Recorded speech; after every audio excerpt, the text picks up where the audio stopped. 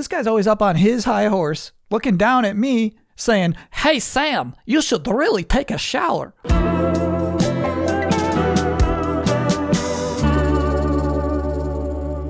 As it was foretold back in June, with that one really bad trailer, this week PlayStation made good on their promise, an entire state of play dedicated to showing off the gameplay of Ghosts of Yōtei. It's about engaging in the content that gets you excited.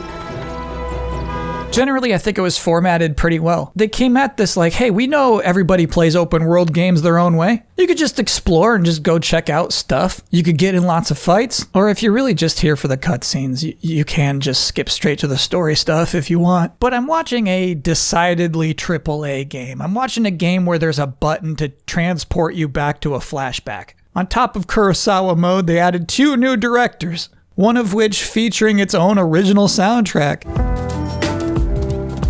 Just seems like there's a lot going on with this game. Its budget is apparent, and it made me think of this image from Sony's most recent fiscal year financial report. As you can see, 2025 is the year of Ghost of Yōtei and Death Stranding 2. Doesn't matter to most of us, but there is one big difference between those two games. Kojima Productions owns the Death Stranding IP. So sure, Sony will make money from publishing that game, but what does that even mean if they can't own the rights? They're trying to establish transcendent franchises out here. And I just think about the weight that Ghost of Yōtei carries. This is the Sony way.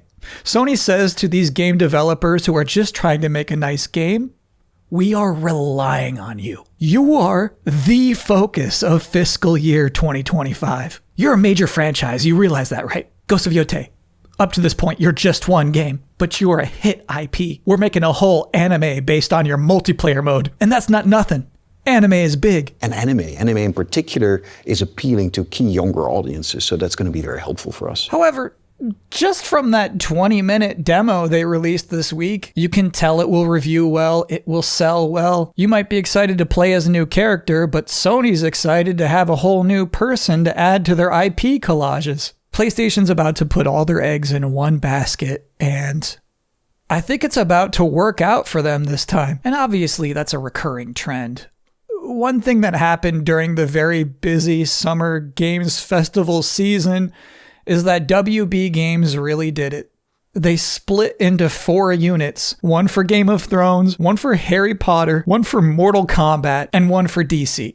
Now, if that sounds familiar, if it sounds like old news, yeah, those were the 4 properties Warner Bros. Discovery CEO David Zaslav promised to focus on back in 2024. So not only will they just be focused on now, those will be exclusively all there is. They're going to have to remove Back 4 Blood from the website.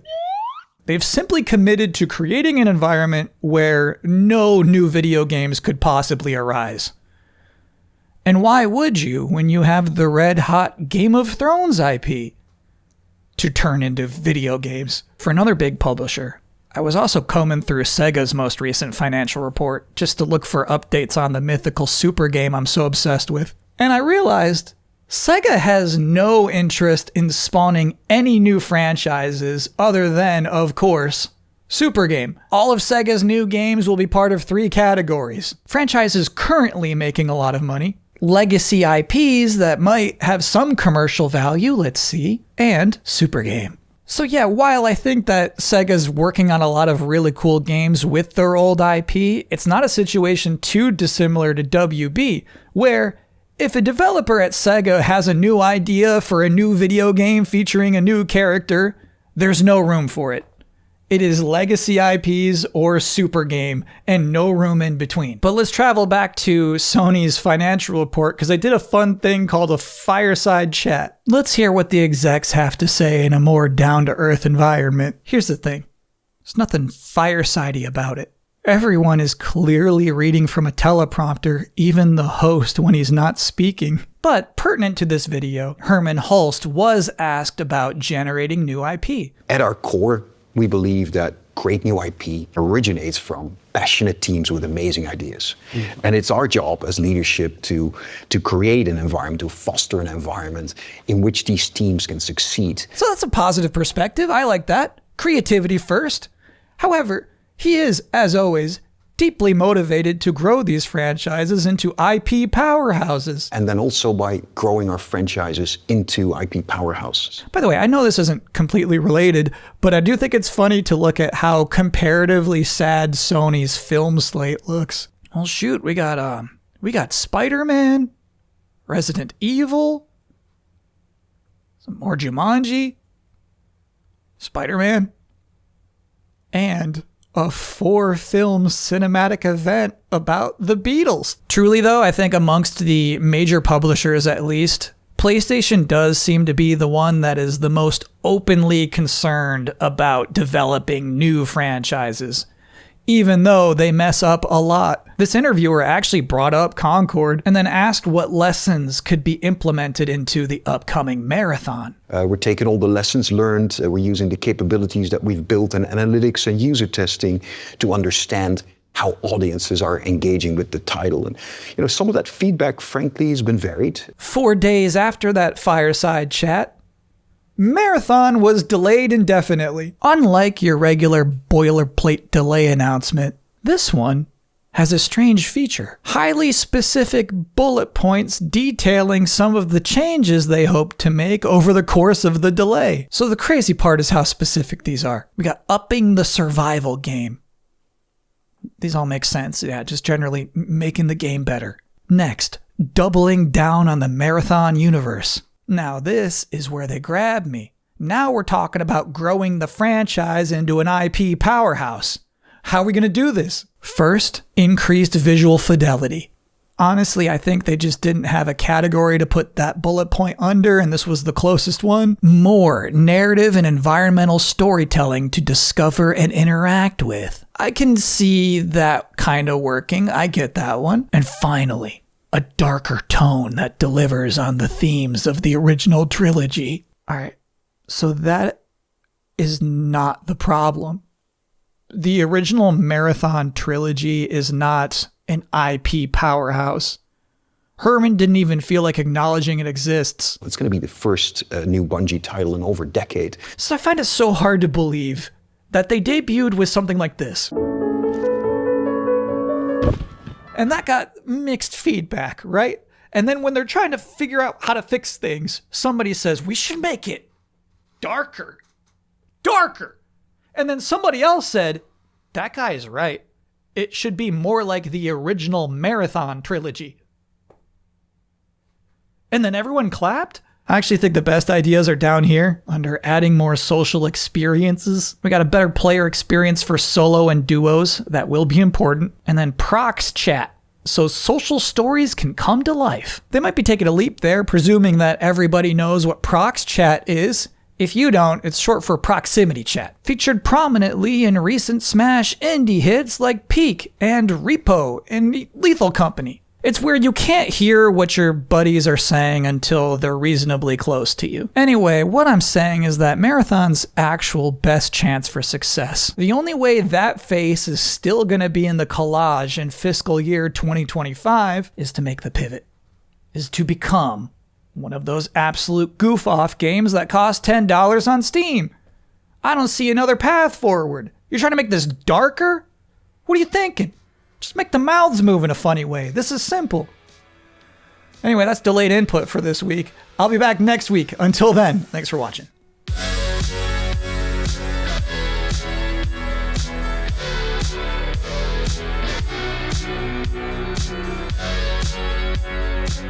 The hottest gossip of the week, of course, focused around Subnautica 2, the second most wishlisted game on Steam, and one that I was frankly paying no attention to up until this point. So last week, Krafton announced that Unknown Worlds, the studio developing Subnautica 2, has a new CEO, Steve Papoutsis. Okay. Well, the press release says that Papoutsis will replace the previous leadership team. It's Ted Gill, Charlie Cleveland, and Max McGuire. Effective immediately. So that was weird. Then this week, Jason Schreier at Bloomberg reports, not only will Subnautica be delayed into 2026, there was going to be a $250 million bonus if the game came out this year. So Krafton had a financial incentive in delaying this game. So not too long after that article came out on the Subnautica 2 website, there's a post. Yes, the new game is delayed till 2026. Here's a new trailer at least. And look, it's not a whole marathon checklist, but they promise, because the game is now coming out in 2026, we'll be able to add more biomes, more vehicle upgrades, additional tools, expand on our story, and include more creatures to discover. And I guess for a lot of fans of Subnautica, that wasn't good enough. It wasn't, I guess, evidence that it was delayed for a good reason, but they weren't done making the case yet. A day after that, if you go to Krafton's website, as of recording, this is still up. If you go to krafton.com/en, you're greeted with this. To our 12 million fellow subnauts, inevitable leadership change driven by project abandonment, despite holding 90% of earnout for themselves. So basically, Krafton bought a full-page ad on their own website, and they're out here speaking as the entity of Krafton, saying that, well, okay, firstly, we bought that studio for $500 million US, okay? That was the baseline of this. And then, yeah, Jason Schreier is right. There was going to be a $250 million bonus. That's true. We'll admit it. But get a load of this.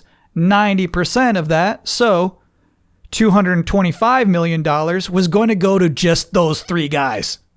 And the rest of that $25 million would be dispersed amongst the rest of the studio. But still, okay, like, why are you bringing that up? Why'd you have to fire them, though? And this post from Krafton essentially says that Max and Charlie weren't doing their jobs when we asked them to. In this post, they don't have anything specifically bad to say about Ted Gill, but he was also let go nonetheless. And then, as this develops throughout this night, Jason Schreier's got a new scoop. Just in.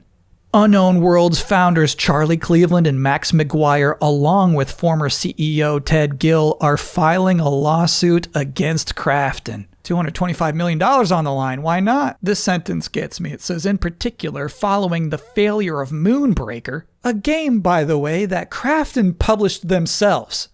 They're talking about their own game like that. Following the failure of Moonbreaker, Krafton asked Charlie to devote himself to the development of Subnautica 2. However, instead of participating in the game development, he chose to focus on a personal film project. Why do we gotta bring film projects into this?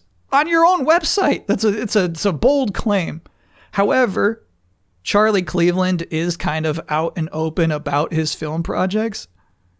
This guy loves AI images, big time. He's developing a movie called Nutmeg and Mistletoe. Before anything, he's got to get his poster designs down. And I kind of get the impression that maybe this person doesn't get how to make a Hollywood movie. Anyway, he's got this podcast called Movie in the Making with the creator of Subnautica. And on the most recent episode, there's only 4, but the most recent episode from April, he says he's taken a break from video games. Now I'm taking a break from video games and working on a few different films. Look, I need to make this absolutely clear.